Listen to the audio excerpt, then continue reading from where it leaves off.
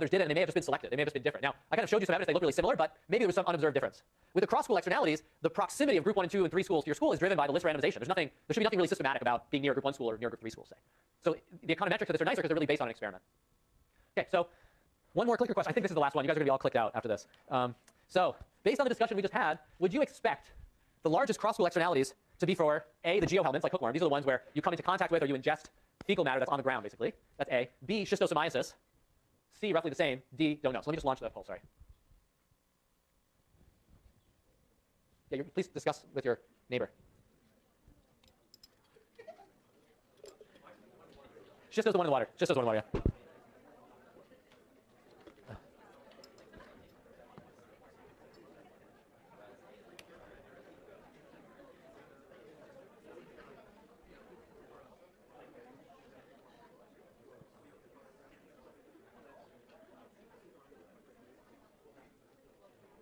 Okay, so most of you said geohelminths, but there's a lot of you who said schisto. Actually, the cross-school externality effects are largest for schisto, this waterborne one. And part of the explanation could be this idea that people kind of go to the lake from decent distances, and they're all kind of getting infected at these same points in the lake. The geohelminth externalities seem much more locally concentrated. With the schisto externalities, there are even some out to like 6 kilometers. If kids come from several miles away to go bathing on the same points in the lake, yeah. It does. So the education everywhere included that, and that was part of the treatment everywhere. So the treatment was the drugs plus that health education. Yeah, exactly. So and I'll mention a little later, I think probably in the next lecture, but there was no evidence that the kids in the treatment group bathed or played any less in the lake. So it didn't seem like the health education changed behavior very much, unfortunately. Yeah. Yeah. So I'm infected. I go to bathe in Lake Victoria, and I say defecate in the lake. And then the fecal matter, or there's fecal matter near the shore that somehow ends up in the lake. Either way, then it goes to the snail, and then the snail releases it, and yeah. So that's how it works. Okay. Great. So let's go and start discussing the impact of cross-school externalities. This is going to look very similar to what we just did with within-school externalities. There's just one term that's different, which is this PT term. And PT is the proportion of treatment school pupils close to you. And you can do 3 kilometers, 4 kilometers. I'm just doing 6 here. That's kind of the outer edge of where we found effects, although most of the effects are more concentrated. So this is the proportion. That proportion for the first school I showed you before would have been 1. Every single school near it, say, was a group 1 school. They all got treated. The proportion for that second circle I showed you would have been 0. There were no treatment schools near it. And then if we keep going through the map, you'd find schools all the way in between. You'd find schools that have 1 group 1 school near them or 2, etc. So there's this distribution of exposure basically to the treatment. Okay. Yeah. Yeah.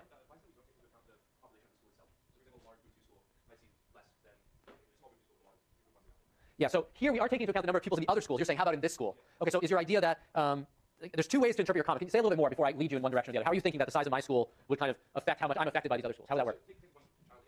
Yeah. Yeah. Yeah. Yeah, yeah. In the paper, in some of the analysis, we include the within school externality terms and the cross school at the same time. What I've done here is just for simplicity, I dropped that old, remember there was that D term? I dropped it here just for simplicity, but you're right. I think now I'm interpreting your comment right, that in the full analysis, we'll want the T term, the D term, and this proportion term, because like you said, maybe this local effect counts. But what we don't do exactly what you're saying, in that what you're saying is you shouldn't just do D, like, is there a within school externality or not? You're saying the magnitude of that within school externality depends on the population size of the school. And in fact, you're pointing in an interesting direction, which is there might be a way to kind of integrate within school and cross school externalities by saying, hey, let's just count my own school in this PT.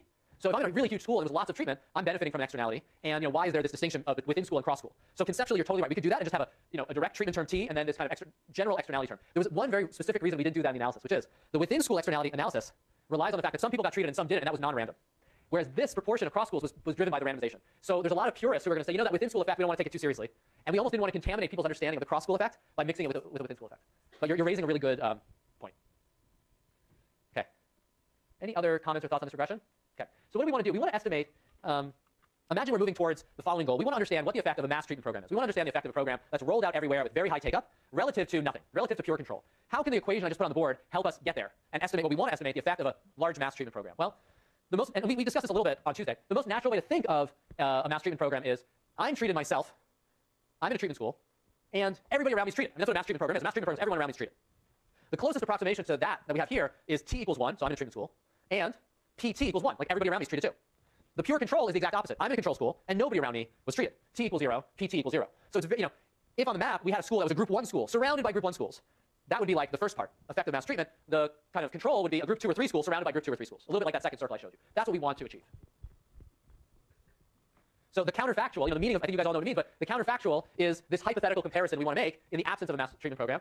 That's the case where basically no one is receiving deworming. It's the closest thing to a pure control. That's the counterfactual we want to build in contrast to mass treatment. So what's that going to look like? Let's go back to the equation. I just showed you equation 1.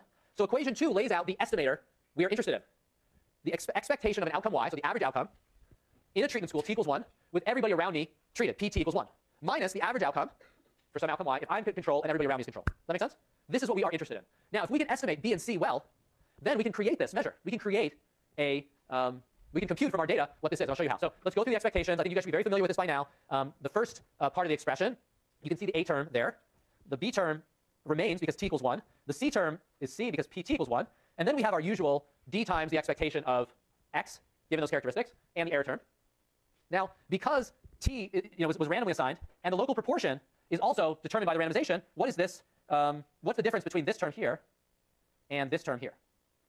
What's the difference between those two? Should be 0. So with a randomized design, there's no reason why the x's of the schools that happen to be treated in your treatment school should be any different than the x's of the control schools. So now we can kind of get rid of those terms. We also feel good about the error terms being 0, and we're basically left with b plus c. So it's very much like what we had before in the within school externality case. But you can see that the setup is different here because we have this interesting sort of geographic dimension. And as long as the cross school externalities are positive, the total effect should be bigger than the effect you'd see just comparing treatment minus control. Remember, B was the effect comparing treatment minus control. What this is telling us is if we're ignoring the cross school externality effects, yet again, we're going to underestimate the benefits of the program. B plus C is greater than B. So there's like two steps to this. One is if we randomize within schools and we don't take into account externalities, we're going to understate the treatment effect. Even if we randomize across schools, if we don't take into account this contamination across schools, the externality across schools, we're also going to underestimate the treatment effect. It's really B plus C. Let me pause for a second if there's any questions. Hopefully this is really boring and you've just absorbed it. We've like gone through a couple of these externality calculations and you guys feel comfortable with it. And hopefully you'll never swim in Lake Victoria ever again.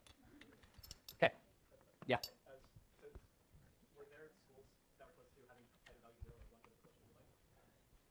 That's a good question. Why are you interested? What's your motivation there? That's a fantastic question. So there is a lot of variation. The bulk of the data is somewhere in the middle.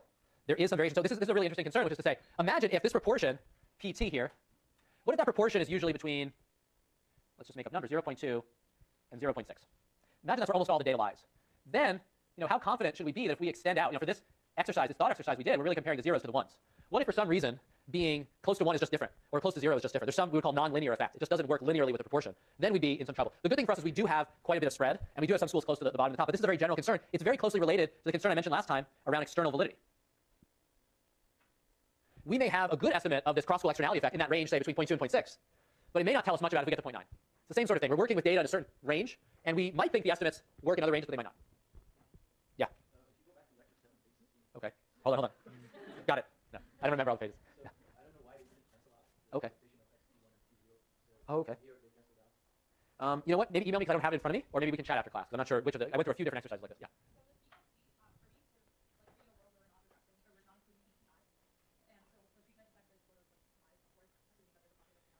Sorry, say that again? Yeah, good. Oh, you're saying we don't have the within school externality? Because this is cross school. Yeah, so there is an externality effect here because we're comparing schools with pt equals 1 to some that have pt equals 0. So this is sort of the combination of the direct effect of treatment plus the cross school externality. That's the idea. So the externality effect is in here.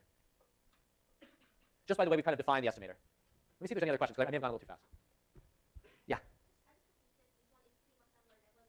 Yes. Yeah. Yeah. It's very similar. It's just a different setting because of the geography, but the econometrics are very similar to what we did before with the within school externality. Yeah, so TI here is defined just the same way it was before. The externality term, when we were looking at the within school externality, was DI. And that was a dummy for like, was I treated myself? Remember? So the thing that is a little different in interpretation is before, the B term was the externality term, and then the coefficient on DI was the sort of additional effect of getting treated myself. Okay? So actually, B was externality, C was the additional effect. Here, we're ignoring the within school externality and just looking across schools. So here, the treatment effect across schools is B again, like it was in the original regression. And now we have this additional term, the proportion of treated schools near me. One difference between, say, the D term and the P term is this is continuous, meaning it could be 0, it could be 0.1, it could be 0.2, it could be 0.3 for the P term. It doesn't have to only be 0 or 1. I'm making it 0 or 1 here just to illustrate the really extreme cases. But you might be interested in, well, what's the effect to me if half the kids near me are treated? I could set PT equals to 0.5 there.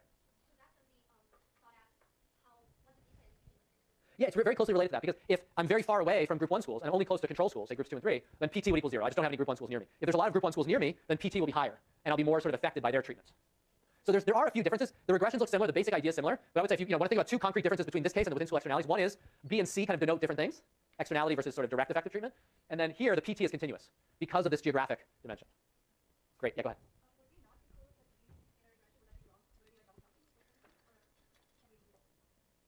Does anybody have any thoughts on that? I have some idea. Like I gave a partial answer to that before when we were discussing this issue, but there is a way to interpret this regression without the D term, but but it's just a particular interpretation. So can anybody think of how we should interpret B here, given what we know about within school externalities? This is kind of subtle, but yeah, go ahead. Yeah. Okay, B here is the difference between the treatment and the control schools. But we haven't included a term in here for whether you yourself got treated. We haven't included D. So how should we interpret B here? Is it literally the effect of taking the pills per se, or what is B? Yeah. Exactly. It's the effect of being in a treatment school as a whole, averaging out the effect for the treated and the untreated within that school. So the B term here has a little different interpretation.